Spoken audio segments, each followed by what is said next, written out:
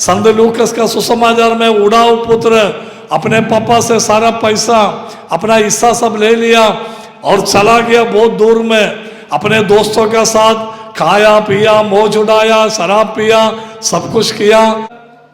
जब तक तुम्हारे पास पैसा है तब तक तुम्हारा दोस्त भी साथ में रहेगा, लेकिन तुम कंगाल बनेगा ना, तुम बिना पैसा का घूमते रहेगा ना, तुम ऐसा बटोरते रहेगा ना, कोई दोस्त नहीं मिलेगा। तुम्हें शराब लेके देने के लिए हो सकता है कोई दोस्त मिलेगा, तुम्हें गांजा पिलाने के लिए, सिगरेट पिलाने के लिए कोई दोस्त मिलेगा, तुम्हारे साथ पाप करने के लिए कोई दोस्त मिल सकता है, लेकिन तुम जिस दिन भूखा रहेगा ना, खाने का वांदा पड़ेगा, कोई दोस्त नहीं मिलेगा। वे कहते हैं प्रभु नहीं देखता, याकूब का ईश्वर उस पर ध्यान नहीं देता। वे कहते हैं प्रभु नहीं देखता, याकूब का ईश्वर ध्यान नहीं देते हम पर। अरे इतना करोड़ों लोग हैं, मैं अकेला पाप करेगा तो प्रभु को मालूम है क्या? वे कहते हैं, कौन कहते हैं? हम सब। वे कहते हैं प्रभु नहीं देखते, याकूब का ईश्वर ध्यान नहीं देते, याकूब का ईश्वर ध्यान नहीं देता। हमारे ऊपर क्या ध्यान देगा? इतना करोड़ों लोग ये दुनिया में रहते हैं, अरे मेरा अकेले के ऊपर कैसे यीशु देखेगा? वैसा हम सोचते हैं, वे कहते हैं, हम कहते हैं। आगे पढ़िए।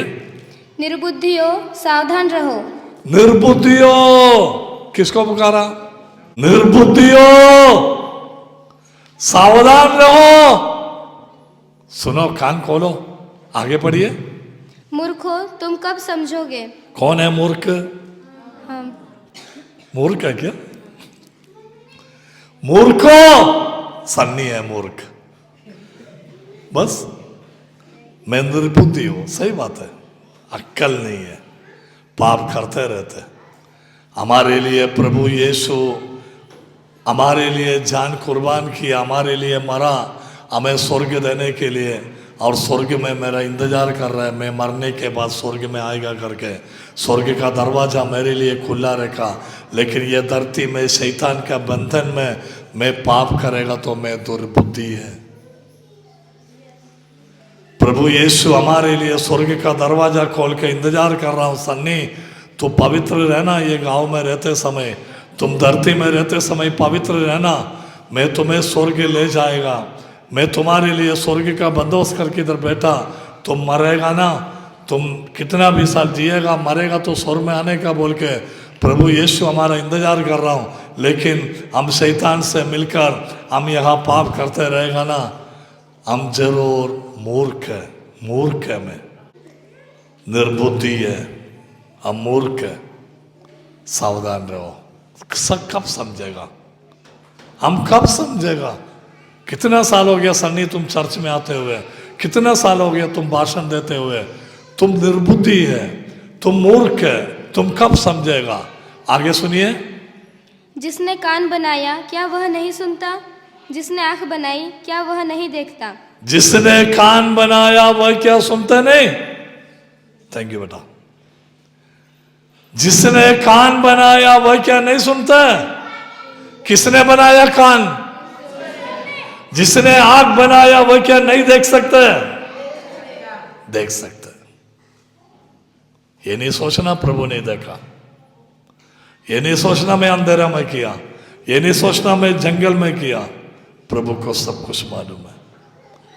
उसने हमें आंख बनाया, उसने हमें कान दिया है, वह सुन सकता है। अरे कान बनाया हुआ व्यक्ति को कान नहीं सुन सकते क्या? हल्लेलुया। इसलिए ईशाया नबी का ग्रंथ में अध्याय 59 वाक्य संख्या 1, मेरा हाथ समर्थ है, तुम्हें बचा सकता है। मेरा हाथ समर्थ है और मेरा कान बहरा नहीं है ताकि तुम्हारा सुन न सके। इसलिए मैं तुम्हारा प्रार्थना नहीं सुनता, इसलिए मैं तुम्हारी प्रार्थना नहीं सुनता। तुम्हारा पापों के कारण, तुम्हारा कुकर्मों के कारण, तुम्हारे कुकर्म मुझे तुमसे दूर किया है। रोते हुए बोलने का प्रभु से। हमारे आंसू देखेगा तो उनका मन में इतना दया आता है। हमारे प्रभु दयालु है। आपको मालूम है लाजरस मर गया था, यीशु के पास खबर भेजा था, आप जिसे प्रेम करते वो बीमार है, जल्दी आ जाओ। यीशु नहीं आए। यीशु कब आए? मरने के बाद। 4 दिन हो गया, 4 दिन हो गया, दफन किया हुआ 4 दिन, अभी सड़ गया होगा। कीड़ा काटने के लिए ज्यादा दिन नहीं चाहिए, सड़ गया होगा। यीशु आए। जैसे यीशु आया, मरता नाम का लासर की बहन ने जाके बोला, आप यहां होते तो मेरा भैया नहीं मरता था। रोते हुए बोला उसने, आप यहां होते तो मेरा भैया नहीं मरता था। यीशु बोला वो जी उठेगा। ये लोगों ने सोचा अंतिम दिन जी उठेगा। उनने जाके अपनी बहन से बोला, मरियम यीशु आए तुम्हें बुला रहे। मरियम ने आके रो रो के, चिल्ला के, रो रो के बोला, आप यहां होते तो, प्यार से बोला, आप यहां होते तो मेरा भैया नहीं मरता। उसका मतलब क्यों लेट हो गया आपने? क्यों समय पर नहीं आया? आपका पास संदेशा भेजा था ना, आप क्यों नहीं आया? आप यहां होते तो मेरा भाई नहीं मरता था। यीशु उनसे बोला वो जी उठेगा। उस समय मरियम ने बोला, मुझे मालूम है अंतिम दिन मेरा भाई जी उठेगा, लेकिन अभी तो मरा है। मुझ में विश्वास करने वाला मरेगा तो भी जिएगा।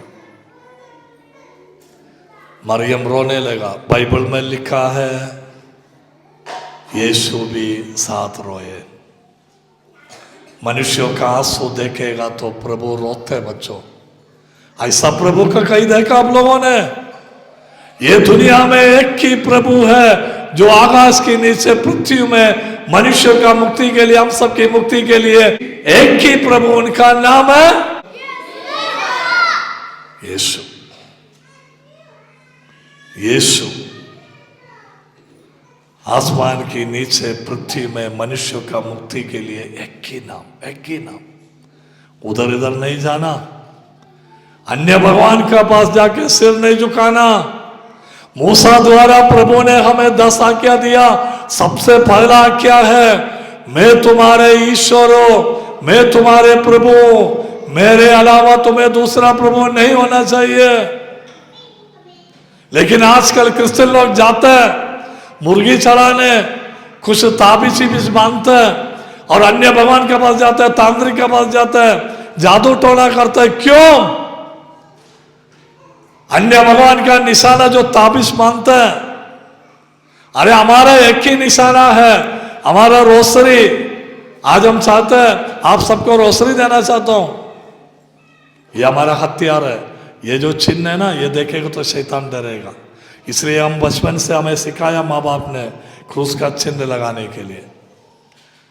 मैं कल बोला था जिसको नींद कम है वो खाट में सोने से पहले जरा क्रूस का चिन्ह लगाओ। जिसको डर लगता है वो अपने आप को क्रूस का चिन्ह लगाओ। क्रूस का चिन्ह देखेगा ना, शैतान डरता है, क्योंकि क्रूस जो है, क्रूस का चिन्ह अभिशाप का निशाना था। लेकिन हमारा प्रभु, हमारा निष्कलंक यीशु ने, हमारा पवित्र यीशु ने जिस दिन से क्रूस में अपना जान कुर्बान किया हमें बचाने के लिए, उस दिन से ये क्रूस रक्षा का निशाना बन गया। तालियां दे दे।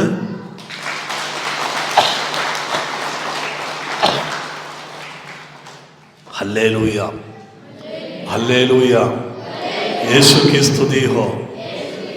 जिसने कान दिया वह क्या सुन नहीं सकते हो? जिसने आंख दिया वह क्या देख नहीं सकते हो? हमने सोचा है दीवारों ने मुझे छिपाया है, अंधेरा में कोई नहीं देखा। लेकिन जिसने कान दिया, जिसने आंख दिया, उनके आंखें सूरज से भी 100 गुना तेज है। वो सब कुछ देखते हैं, उन्हें सब कुछ मालूम है, वो सब कुछ सुनते हैं। आप एक झूठ भी बोलेगा ना, प्रभु सुनते हैं। हल्लेलुया। प्रभु ने सब कुछ बनाया, प्रभु ने हमें बनाया। उत्पत्ति ग्रंथ में कितना शांति से जीता था वो पति पत्नी, उनके परिवार में कितना शांति था। लेकिन जिस फल खाने को मना किया था प्रभु ने, उसी फल शैतान ने सांप का रूप में आके बोला, अरे खाओ ना, अरे खाओ। प्रभु तो बोलेगा, प्रभु के ऊपर जेलसी डाला शैतान ने। स्त्री ने तोड़ के अपना पति को भी दिया, वो भी खा लिया। प्रभु को मालूम पड़ गया, प्रभु बगीचा में आ गया, ये पति पत्नी छुप गया। प्रभु का आवाज सुनते ही पहला सब क्या करता था मालूम है? पति पत्नी जाके उनके कंधे पे हाथ रखता था, इतना दोस्ती था, इतना प्यार था। लेकिन जिस दिन से पाप किया उस दिन से डर लगने लगा ईश्वर के सामने आने के लिए। हम भी पाप करते रहेगा तो डरते हैं, हम भी प्रभु से दोस्ती नहीं है, हम भी प्रभु को प्यार नहीं करते, हम भी दूर जाते हैं। इसलिए ईशाया नबी ने बोला, अध्याय 59 वाक्य संख्या 1 से लेके हमने सुना है कल, तुम्हारा पाप तुम्हें मुझसे विमुख बना दिया। विमुख, विमुख माने अभी हम दोनों विमुख नहीं है, हम दोनों देख सकते हमारा चेहरा, आपका चेहरा, लेकिन हम ऐसा खड़ा रहेगा तो मैं आपसे विमुख हो गया पापों के कारण। पापों के कारण ऐसा एक बहुत बड़ा बादल बन के हमारा और प्रभु का बीच में पापों का, हमारे पाप एक बादल बन के खड़ा है। हम पश्चाताप करने से, हम पवित्र आत्मा के साथ हम पश्चाताप करने से, हम पाप स्वीकार करने से, ये जो दीवार है ना, पापों का दीवार, वो टूट जाता है बच्चों। और प्रभु को हम देख सकते हैं, प्रभु से हम बात कर सकते हैं, हमारा प्रार्थना प्रभु तक पहुंचता है। हालेलुया, हालेलुया, जोर से बोलो हालेलुया। यीशु की स्तुति हो, यीशु को धन्यवाद। ये सब कुछ प्रभु ने बनाया, सब कुछ ईश्वर ने बनाया है।